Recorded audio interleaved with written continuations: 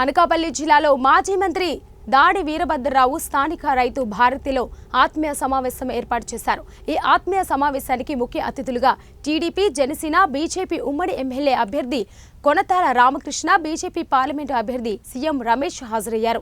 5 సంవత్సరాలలో మంత్రి అమర్నాథ్ 500 కోట్లకు పైగా సంపాదించిన అవినీతి పరుడని దాడి వీరభద్రరావు అన్నారు. సింకోట ఆర్ఈసీఎస్లో 100 కోట్లు కుంభకోణం చేశారని అన్నారు. అమర్నాథ్ గ్యాంగ్ ద్వారా మళ్లీ అనకాపల్లి భూ కబ్జాలకు నిలయంగా మారుతుందని ఫైర్ అయ్యారు.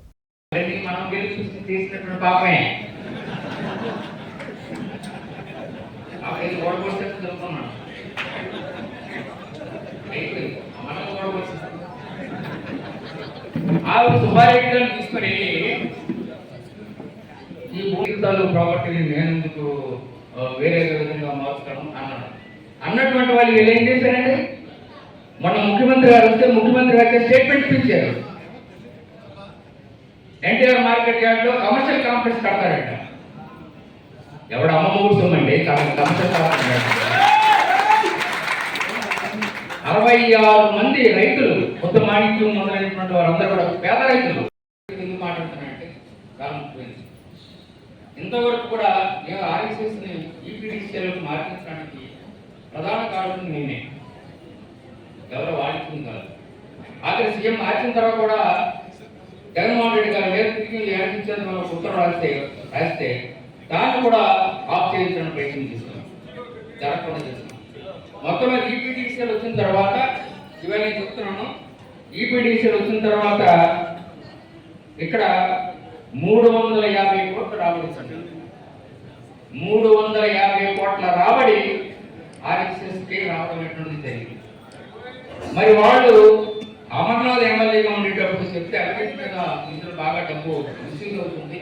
దీన్ని మనం అధికారులు అక్కడ ఉన్నటువంటి వాడు ప్రసాదరావు ఉన్నాడు, ఆ టీఈఓ వాడు వల్లుక రాక్షసు, మామూలు రాక్షసు మొత్తం సొమ్మంతా ఏసీబీ వాళ్ళు నిద్రపోతున్నారేమో నాకు తెలియదు, ఏసీబీ వాళ్ళు కూడా డబ్బులు అమ్ముతున్నాయేమో నాకు తెలియదు, ఏసీబీ వాళ్ళు కూడా కరెక్ట్ అయిపోయారేమో నాకు తెలియదు. వాడిని పట్టుకోలేకపోతున్నారే.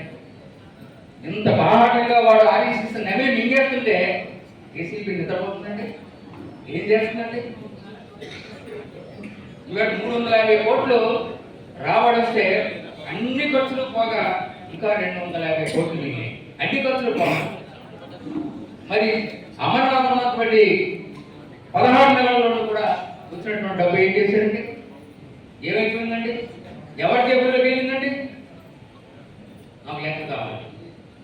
నష్టపోతుంది కానీ ఏం చేస్తామో భరిస్తాం, లేదా ఎక్కించాం కదా భరిస్తాం. తొమ్మిది చూపించాడు మనందరికీ. ఈవేళ తన క్యాండిడేట్ పెట్టుకున్నాడు, రేపు రాజకీయం చేసే కాబట్టి మళ్ళీ ఆ అమరు పిఏ వెంకటో వాళ్ళే ఇక్కడ పరిపాలన చేస్తారు. ఈవేళ అతన్ని బ్రోకర్గా ఉన్నటువంటి ఒలి సూరిబాబు కానీ, బుల్లిబాబు కానీ, జానకి రామరాజు కానీ, శ్రీధర్రాజు కానీ, ఇంకోటి కానీ మళ్ళీ వాళ్ళే పరిపాలన చేస్తారు. చుట్టేస్తారు మిమ్మల్ని అందరూ కూడా, మామూలు కాదు. అంటే ఏ పరిపాలన అయితే మనం నష్టపోయామో మళ్ళీ ఆ సెక్టర్, ఆ బ్రోకర్ని, ఆ తల్లి దొంగలని ఏమన్నాం. వాళ్ళు క్యాండిడేట్ డిసైడ్ అవ్వముందు నాన్ లోకల్ వాళ్ళు ఇక్కడ తీసుకోవడానికి వీల్లేదు, లోకల్ వాళ్ళు పెట్టాలని చెప్పడం జరిగింది. రామకృష్ణ గారు కూడా మాకు ఎంపీ ఇవ్వండి ఆయన గవర్నమెంట్ చెప్పడం జరిగింది. కానీ కొన్ని కాంబినేషన్స్లో కుదరలేదు. వచ్చి ఇది బీజేపీకి పోయింది. బీజేపీలో ఎవరైనా ఆల్మోస్ట్ మన లోకల్లో ఉన్నటువంటి వారు ఈ ఎంపీ పదవి లేదు. ఆయన కడప నుంచి వచ్చాడు, కడప కూడా మనకు కావాలి. కడప నుంచి వచ్చినటువంటి రెడ్డి గారు కాదు ఈయన, కడప నుంచి వచ్చిన వెలమైన రెడ్డి కాదు.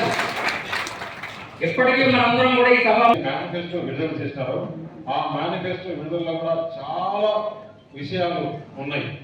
ఆంధ్రప్రదేశ్లో ఇప్పుడు 6 గ్యారెంటీలు ఏదైతే ముఖ్యమంత్రి మన కాబోయే ముఖ్యమంత్రి చంద్రబాబు నాయుడు గారు చెప్పారో దానికి తోడు ఇంకా కూడా కొన్ని పాయింట్లు ఆడేనే కానీ తక్కువ లేదు. కేంద్ర ప్రభుత్వం రాష్ట్ర ప్రభుత్వం కలిసి చెబుతుంది.